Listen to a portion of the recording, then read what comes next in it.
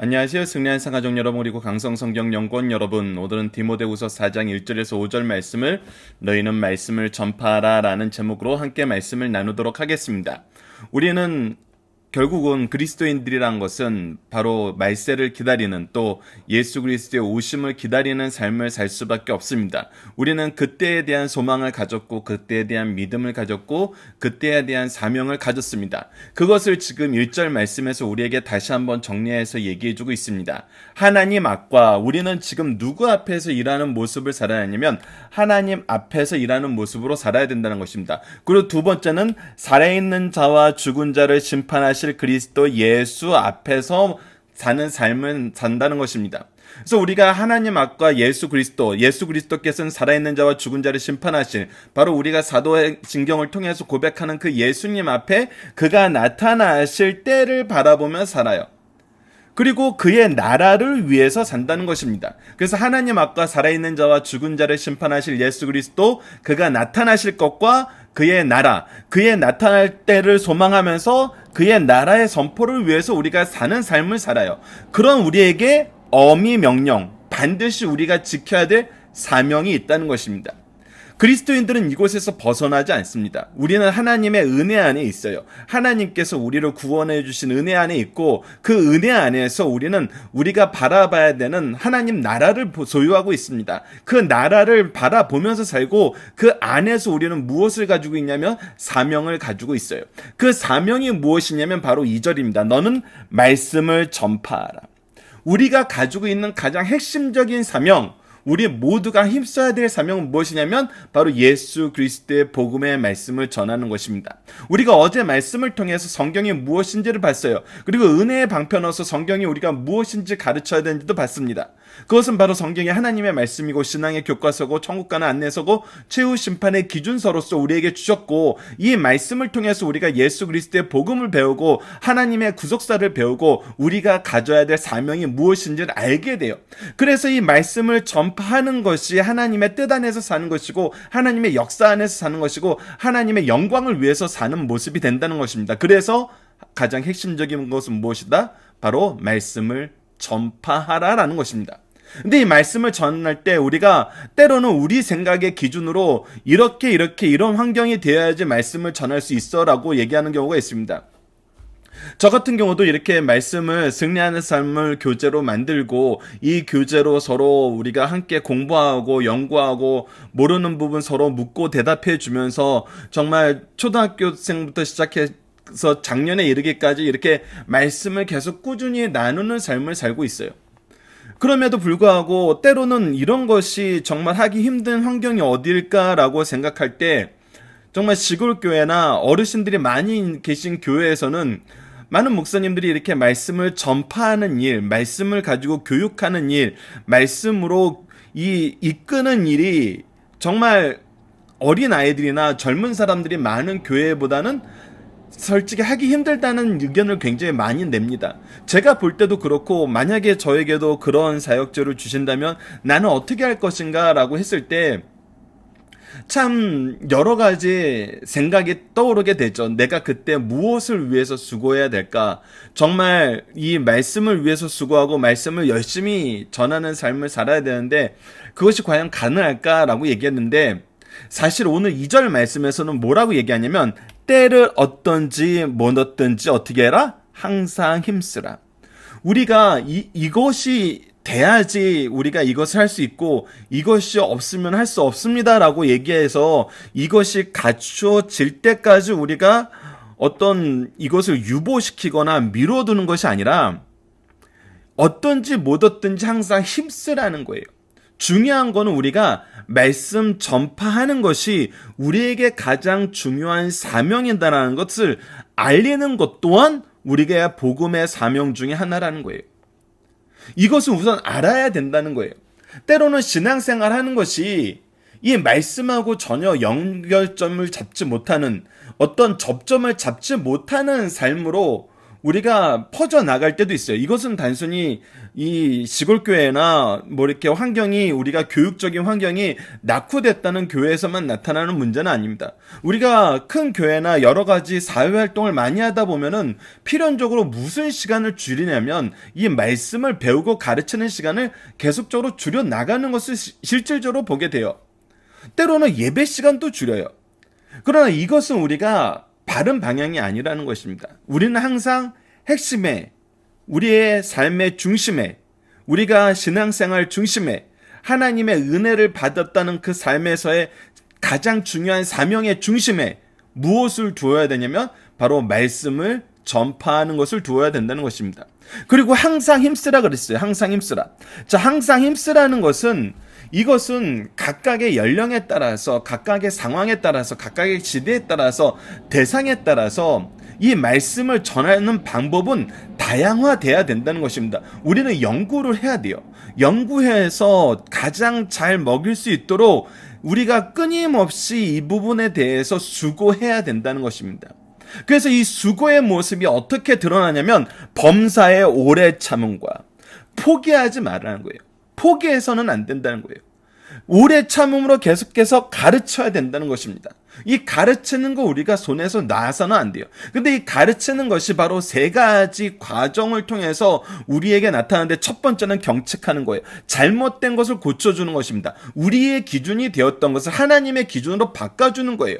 그리고 바꿔주었을 때 우리가 주의해야 되는 것이 무엇인지 깨닫게 하는 거예요. 다시 이곳으로 돌아가지 않기 위해서 우리가 힘써야 되는 부분들을 우리가 계속해서 소개하는 겁니다. 그리고 무엇을 권하는 거예요? 하나님 나라를 권하고, 하나님의 역사를 권하고, 하나님의 은혜를 권하는 겁니다. 그래서 우리가 가르친다는 것은 바로 이 세 가지 내용이 다 포함된 거예요. 가르침 안에서 경책하고 경계하고 권하는 것이 또 연결된 거예요. 그래서 포함됐다고 할 수 있고 과정이라고도 얘기할 수 있어요. 근데 이 모든 것의 기본적인 정신은 뭐냐면 오래 참으로 항상 힘쓰며 때를 어떤지 못하든지 전파해야 된다는 것입니다. 가르치는 일을 쉬어서는 안 된다는 거예요.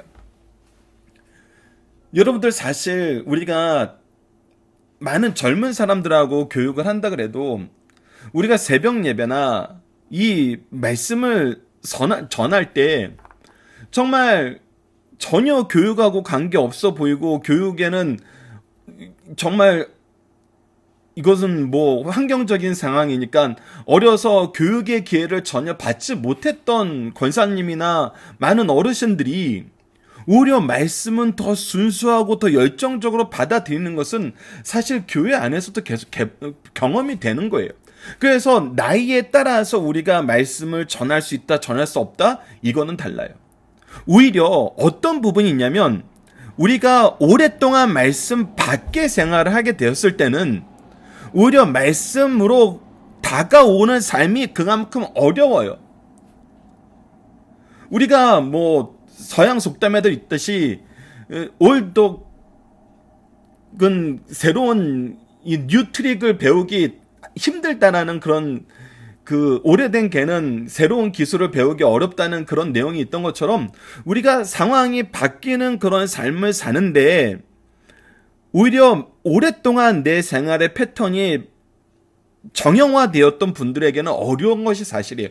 그렇지만 불가능한 건 아니고, 그렇다고 해서 안 해도 되는 건 아니에요. 오히려 우리는 이 사회에서 많은 이 교육에 소외되었던 분들이 교육 기회를 갖게 되었을 때 얼마나 기쁘고 즐거워하면서 더 열정적으로 변하는지는 우리가 볼 수 있습니다. 특히 우리가 이것이 2절 말씀이 누구의 명령이에요? 하나님의 명령이에요. 우리가 지금까지 하나님의 명령 앞에서 항상 경험했던 건 무엇이에요? 우리에게 이 일을 하기 전에 하나님께서 먼저 준비하셨고, 이 일을 할 때 항상 동행하셨고, 이 일의 결과는 하나님께서 책임져 주셨다는 거예요. 그래서 우리가 너는 말씀을 전파하라, 때를 어떤지 못 얻든지 항상 힘쓰라, 범사에 오래 참음과 가르침과 경책과 경계와 권하라는 이 말씀을 우리에게 주셨다면 우리가 이것을 하지 못할 상황은 있을 수 없다는 겁니다. 그것이 우리가 하나님의 절대 주권 앞에서 순종함으로 끊임없이 말씀을 위해서 나아가야 되는 이유이고, 그럴 때 반드시 하나님은 우리에게 경험하게 하시고, 그리고 더 중요한 것은 왜 이 명령을 주셨냐는 거예요. 왜 이 명령을 이렇게 말세의 유언적인 말씀으로 우리에게 주셨냐는 겁니다. 그것이 이제 3절부터 설명이 됩니다. 때가 이르르니, 어떤 때가 이르러요? 이 때는 예수 그리스도의 나타나실 때와 밀접한 연관이 있습니다. 1절에서 나타나실 것, 즉 그의 나라가 임하실 때가 이르는데, 이 때가 가까이 오면 가까이 올수록 이 사회에 나타나는 특징은 뭐예요? 바로 사람이 바른 교훈을 받지 아니하며 하나님의 교훈에서 점점 멀어지고 이것을 받는 걸 싫어하게 된다는 거예요. 그래서 우리가 이 부분을 알아야 돼요. 앞서 말씀드렸던 것처럼 어떤 사람이 어떤 환경에서 어떤 이유로 말씀을 받아들이지 않는데, 그것이 단순히 그 사람이 이런 교육의 기회를 받아보지 못했고 이것이 낯설어서 그런 건지, 아니면 이것을 받지 않으려고 힘써 거역하는 것인지 우리는 분명히 알아야 돼요. 그것을 알고 그거에 대해서 우리가 방법을 바꾸면, 정말 경험하지 못했던 사람들에게 우리가 다양한 방법을 연구해서 우리가 제공을 하면 훨씬 더 잘 받아들일 것이고, 이 힘써서 받지 않는 사람들에게도 우리는 여전히 오래 참음으로 가르침과 경책과 경계와 권면하기를 멈추지 말아야 된다는 것이 하나님의 명령이니까 우리는 계속해야 된다는 거예요. 그래서 우리는 계속 이 일을 하지 않을 이유는 사실 없어요. 그랬고 말세가 되면 이것을 거절하는 사람이 더 많아지기 때문에 이들에게 휩싸이지 않도록 우리는 더욱더 말씀의 사명을 감당해야 된다는 것입니다. 더 나아가서 귀가 가려워서 자기 사욕을 따를 스승을 많이 두고, 그러니까 하나님의 말씀을 따르는 하나님의 일꾼들을 중요하게 여기는 것이 아니라 자기 사욕을 채워주는 스승들을 더 우선시하는 사회가 오고 있다는 거예요. 여러분들, 이것은 사실 교회 안에서 많이 보여지는 것입니다. 저희 아버지가 목회를 하실 때만 해도 사람들이 각종 많은 문제를 가지고 목사님께 상담하러 오는 것이 일반적이었어요. 왜? 이 문제를 하나님께 맡겨야 된다는, 우리가 바로 그 신앙이 있었거든요. 모든 문제는 하나님께 맡겨야 된다는, 정말 하나님을 의지해야 된다는, 하나님을 인정해야 된다는, 하나님 외에는 우리에게 참된 길이 없다는 그 믿음이 있었어요. 근데 지금은 어떻게 돼요? 지금은 신앙의 문제도 교육자를 찾아와서 상담하는 사람이 적어요. 더군다나 세상의 문제는요, 내 어떤 개인적인 목표에 대한 문제는요, 그것이 이제 사육화되었으면은 영적인 지도자들을 찾아오기는 더 힘들죠. 근데 여러분들, 그렇기 때문에 우리가 더 말씀으로 이들을 깨우쳐야 됩니다. 더 깨우쳐야 돼요. 말씀으로 더 권면해야 돼요. 4절 보시다. 또 그 길을 진리에서 돌이켜 허탄한 이야기를 따르는도다. 분명한 것은 진리에 반대되는 것은 허탄한 이야기라는 거예요. 사욕을 따르는 것이 바로 허탄한 것이라는 거예요. 바른 교훈을 받지 않으려는 것이 허탄한 거라는 거예요. 그렇다면 진리는 뭐예요? 하나님의 말씀이에요. 예수 그리스도의 복음이에요. 예수 그리스도의 다시 오심이에요. 이 세상의 마지막 때에 대한 거예요. 그리고 하나님의 말씀이에요. 우리는 이 일을 해야 된다는 것입니다. 그래서 세상이 이것을 거절하면 거절할수록, 거절할 이유가 많아지면 많아질수록, 거절하려는 분위기가 더 강해질수록 우리는 더더욱 오래 참음으로 가르치는 사명을 해야 된다는 거예요. 5절입니다. 그러나 너는 모든 일에 신중하며 고난을 받으며 전도자의 일을 하며 내 직무를 다하라. 신중하라는 건 뭐예요? 신중하다는 것은 나의 삶의 행동에 신중함이 있어요. 이 신중함은 반드시 우리가 알아야 되는 게, 이 신중함과 연결되는 것은 온유함입니다. 이 신중함을 가장 먼저 망가뜨리는 것은 자만이에요. 교만이에요. 이 신중함은 우리가 무엇에 대한 신중함이냐면 우리에게 맡겨진 영혼들에 대한 신중함이 가장 큽니다. 우리가 이 사람은 말씀을 받을 수 있는 사람, 이 사람은 말씀을 받을 수 없는 사람, 이런 환경은 말씀을 전할 수 없는 환경, 이런 환경은 말씀을 전할 수 있는 환경, 이것이 우리가 스스로 생각하고 우리가 정할 수 있는 부분이 아니기 때문에 신중하라는 거예요. 우리가 신중하다는 것은 항상 매 순간, 매 상황, 매 여건 안에서 무엇을 찾는 것이냐면 하나님의 뜻을 찾는 것이고 하나님의 방법을 찾는 것이고 그 안에서 나의 사명을 찾는 모습이 바로 신중함이에요. 그렇기 때문에 이것은 온유함으로 연결되고 이것은 항상 사랑의 열매로 연결이 됩니다. 그래서 진중한 건 굉장히 중요합니다. 진중하면서 우리가 뭐예요? 오히려 고난받아요. 우리는 수고하고 힘써 일하는데 고난받게 돼요. 근데 이 안에서 우리가 무엇을 하는 거예요? 전도자의 일을 하는 것이다. 복음의 사명을 하는 거예요. 이것이 우리의 직무라는 것입니다. 하나님께서 우리에게 주신 사명이라는 거예요. 즉 영혼들을 하나님의 복음의 말씀으로 가까이 오게 하는 것이 우리의 사명이고 우리의 일이라는 거예요. 여러분들 우리가 이제 마무리하면서도 보겠지만 이 일을 할 때 하나님께서 항상 허락해 주시는 것이 무엇이냐면 동역자입니다. 자, 동역자를 주신다는 것은 굉장히 다양한 이야기가 있어요. 우리는 말씀을 전파하는 사명을 받았어요. 말씀 전파하는 사명을 받았어요. 근데 모든 사람이 우리가 자유롭게 성경 말씀을 가지고 잘 가르칠 수 있는 이 훈련이 되는 것은 또 현실적인 여러 가지 여건이 있어요. 물론 최종적으로는 하나님이 이쪽으로 이끄시지만 우리가 이 일을 할 때 항상 하나님께서 동역자를 주셔서 무엇을 꾸리게 하냐면 팀을 꾸리게 하세요. 이것이 뭐예요? 가정이고 이것이 교회예요. 가정에서도 어머니의 역할이 있고 아버지의 역할이 있어요. 어머니와 아버지가 힘써서 하나님의 복음의 은혜의 역사를 자녀들에게 주는 사명을 감당하는 거예요. 이것은 자녀들의 역할도 있고 형제들의 역할도 있고 자매들의 역할도 있어요. 그래서 이것은 팀 사역으로 나아가게 된다는 것입니다. 부족한 부분을 채워서 평균케 하심으로 우리가 서로에게 하나님의 은혜의 통로가 되어서 이 놀라운 직무를 감당하게 하신다는 거예요. 그래서 우리가 이 일에 같이 팀으로 감당할 때 하나님께서는 열매 맺는 자의 결과에 같이 그 상급을 받게 된다고 얘기해 주시는 거예요. 그래서 여러분들 이것이 중요해요. 사역은 우리가 교회 안에서의 사역은 경쟁하는 사역이 아니에요. 하나 되어서 함께 나아가는 사역이에요.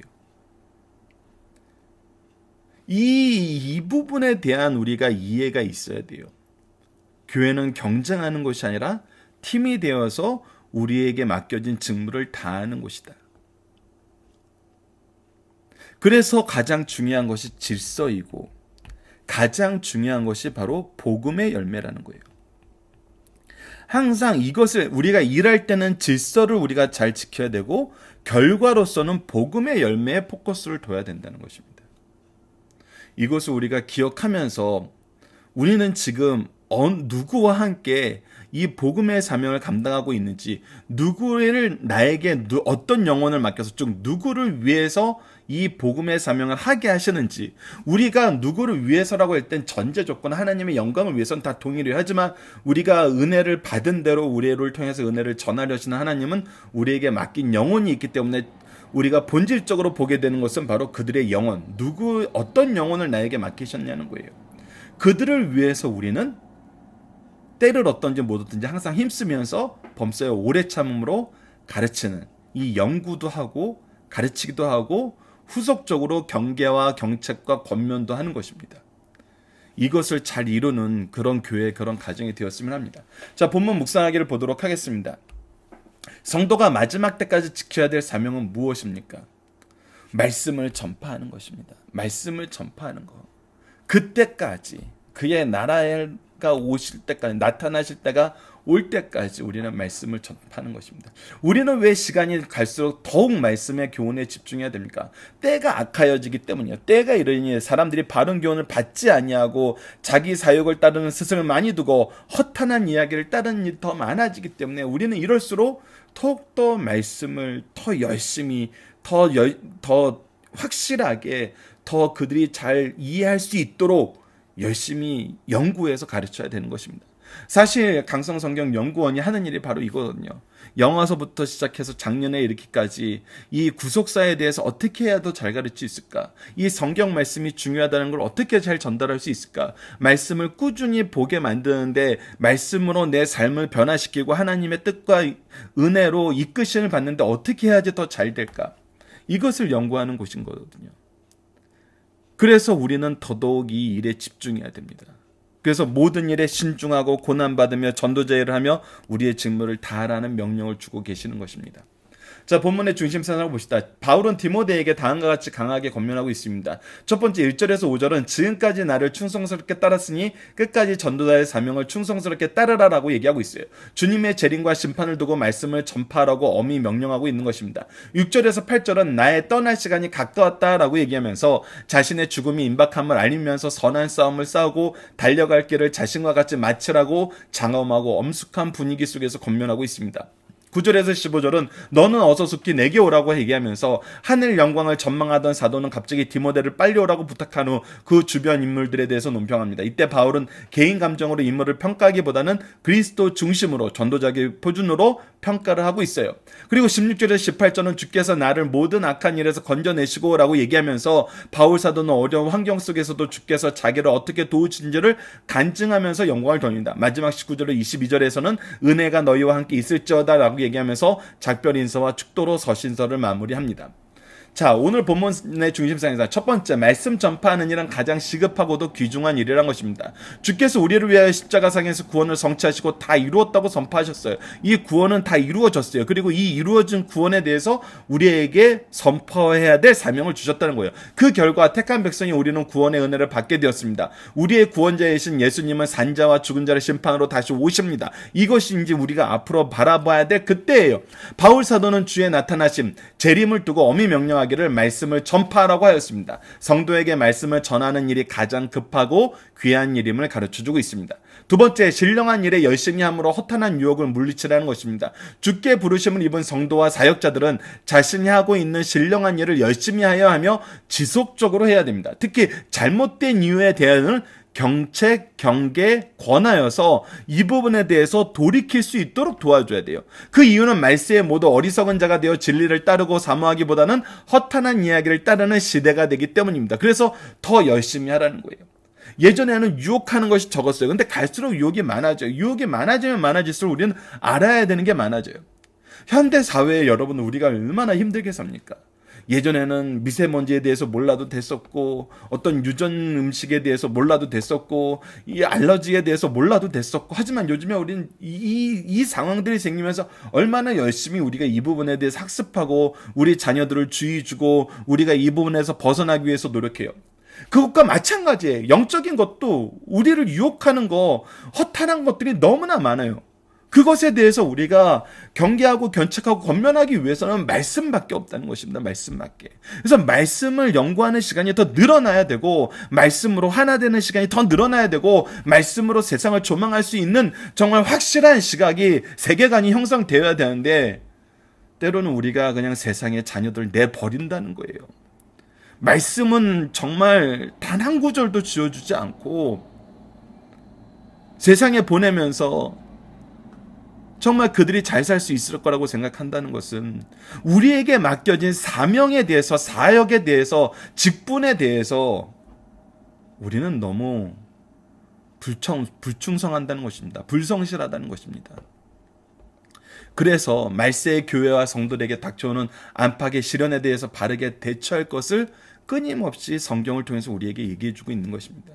세 번째, 바울과 같이 주를 위해서 헌신함으로 맡겨진 직무를 바르게 감당하자는 것입니다. 바울 사도는 사랑하는 믿음의 아들 디모데에게 자신의 삶을 다시 한번 소개하면서 누구든지 주를 따르는 자는 자신과 같이 주를 위하여 헌신함으로 자기 직무를 잘 감당할 것을 우리에게 가르쳐 줍니다. 우리는 더 큰 은혜를 받았고 더 놀라운 역사의 주인공들로 쓰임을 받고 있습니다. 우리에게 맡겨진 영혼들, 한 영혼 한 영혼을 우리가 그들을 포기하지 않고 꾸준하게 가르침으로 권멍 경계하고 그들을 돌이키게 할 수 있는 그런 역사에 쓰임받는 우리 승리한산 가족 여러분들, 강성성경 연구원 여러분들 되길 기도합니다. 자, 본문 다짐입니다. 복음을 전파하도록 명하신 예수님은 어떤 분입니까?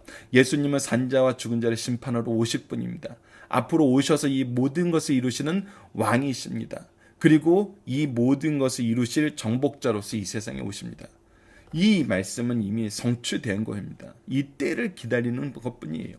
자, 두 번째, 말씀 전파의 자세와 방법은 뭡니까? 첫 번째는 신속하고 열심히 전해야 됩니다. 이 일을 우리가 미루어서는 안 돼요. 두 번째는 인내를 가지고 끝까지 전해야 됩니다. 세 번째는 지혜롭게 전해야 돼요.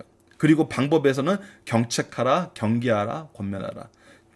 무엇이 잘못되는 얘기하고 그것에서 돌아오도록 경계하고 그리고 거기에서 벗어나고 하나님의 뜻을 따르도록 권면하고. 그래서 말세의 성도들은 어떻게 살아야 됩니까? 근신하면서 살아야 되고 고난받으면서 살아야 되고 전도자를 하고 우리의 직무를 우리가 충성스럽게 감당해야 됩니다.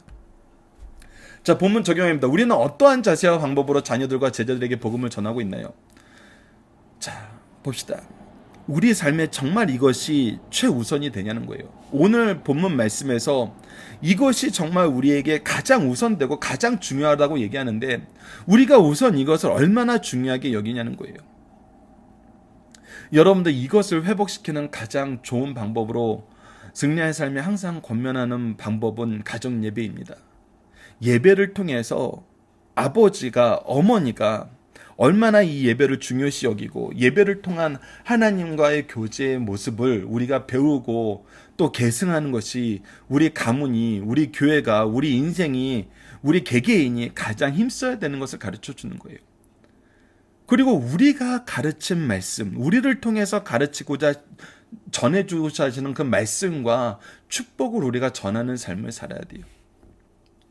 그래서 승리하는 삶이 토요일 것이 항상 가정예배로 구성되어 있는 이유가 그거입니다. 가정예배를 한 번이라도 드리면서 이 시간 어머니에게서 받은 하나님의 말씀, 아버지로부터 받은 하나님의 말씀, 어머니 아버지가 항상 우리를 위해서 기도해 주시는 기도의 내용, 우리가 말세를 살 때 기억해야 되는 것들, 이것들이 계속 방법적으로 제시돼야 된다는 것입니다. 함께 찬양해보고 함께 기도해보고 정말 이것만큼 더 소중한 경험과 문화유산은 없습니다, 여러분들. 그래서 우리가 이 부분에 끊임없이 노력해야 됩니다. 우리가 아이들이 너무 커서 때를 놓쳤어요, 그렇게 생각하지 마세요. 시도해 보십시오. 그러나 이걸 시도할 때 강압적으로 하시면 안 돼요. 섬기면서 축복하면서 정말 끝까지 사랑하는 모습으로 포기하지 않고. 만약에 근데 두 번째는 개인적으로 이것을 감당하지 못할 때는 어떻게 해야 되나요? 이럴 때 바로 교회 공동체의 힘이 필요한 것입니다. 교회 공동체를 통해서 각 연령대 사람들이 모일 수 있도록, 각 연령대 아이들이 배울 수 있도록 우리가 준비해야 돼요. 이 준비에 각 가정이 같이 동참하는 것입니다. 이 공각 공부 시간이 있고 각 연령대별로 세대별로 교육을 받을 수 있는 기회가 교회에서 제공되면은 부모님들은 되도록이면은 이 교육에 참여하는 것을 여러분들이 가진 가장 소중한 사명으로 생각해 주셔야 돼요. 오히려 이것을 빠질 이유를 엄마 아빠들이 만들어주면 정말 이것은 너무 힘듭니다. 우리가 정말 이 세상의 아이들을 정말 벌거벗긴 상태로 어떻게 보면 잘 요리해서 세상에 먹으라고 던져주는 것일 수도 있다는 거예요. 정말 이건 두려운 거거든요. 아이들이 정말 말씀 한 절 기억하지 못하고 말씀 한 절 내가 하나님 앞에서 깊이 묵상해보지 못하고 기도해보지 못하고 세상의 지혜와 세상의 유혹과 허탄한 것들을 대면하게 되면은 그곳에 쓸려가는 것은 순식간입니다, 여러분들.